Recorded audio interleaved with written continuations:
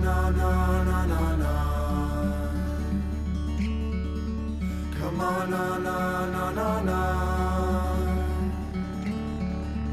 Come on na na na na.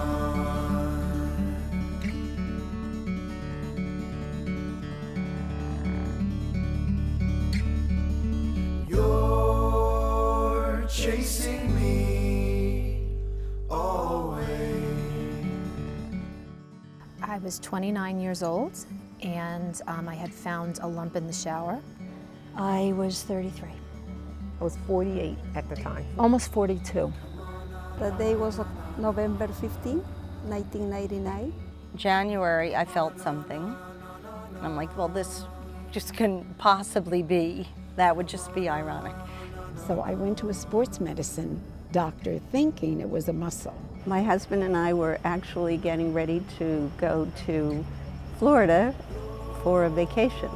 He said, young lady, you're not leaving this office. I'm calling an oncologist. And he said, when was your last mammogram? I said, a month ago, almost to the day. And I said, why? And he says, well, I feel a lump. Yeah, I had no idea what breast cancer was. Never knew what a pink ribbon was. Nothing. My experience was, that was probably the farthest thing from my mind that I could have had breast cancer. The doctor said you have to come back. As soon as they said that at the test, you just know it's not going to be a good thing.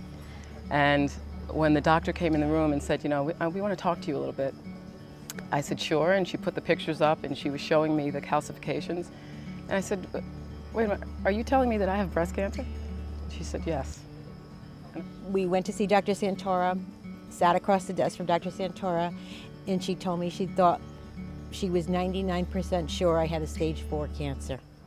In 1988, you know, life was really terrific. I had a baby girl, adorable, Lindsay, great husband, wonderful family, love and life, had just opened a children's store. I was 33, way too young to even comprehend that I could possibly have breast cancer.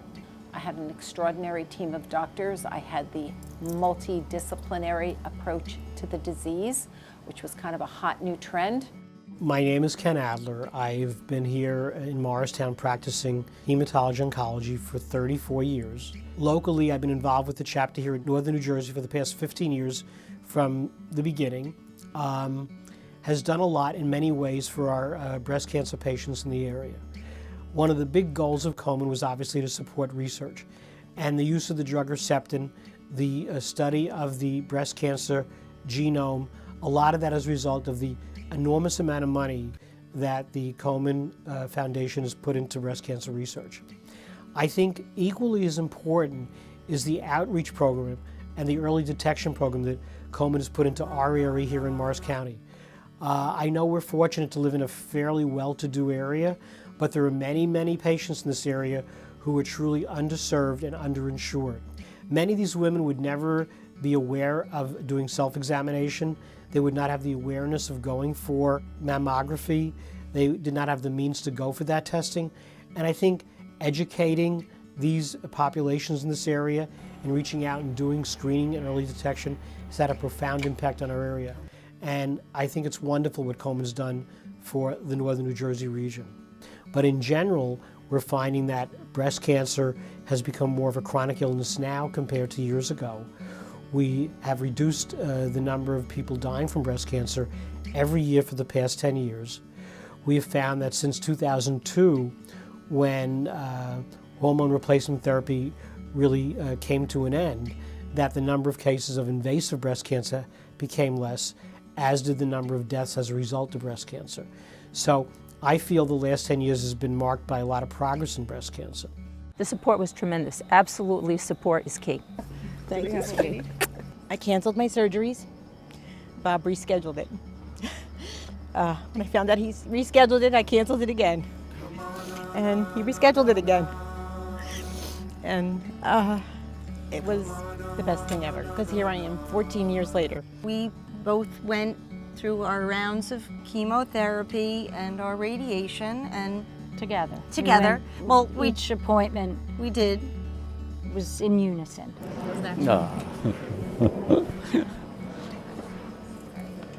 I could tell you everything that I've done since being diagnosed with breast cancer. You wouldn't believe it. My father-in-law took me from Rhode Island to Boston every single day. They came without being in a hurry. They came with a bowl of soup. They came with cards, and just to make sure I was okay and to let me know we're going to be here until you get through this.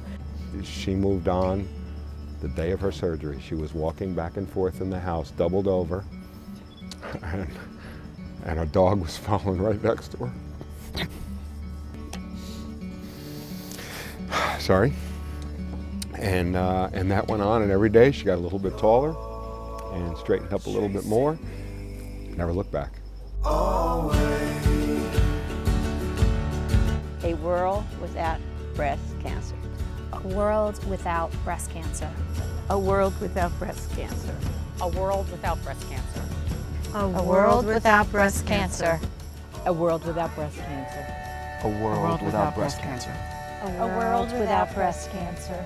That's what we set our sights on, a world without breast cancer. And somehow, some way, we're going to do it. Un mundo sin cáncer.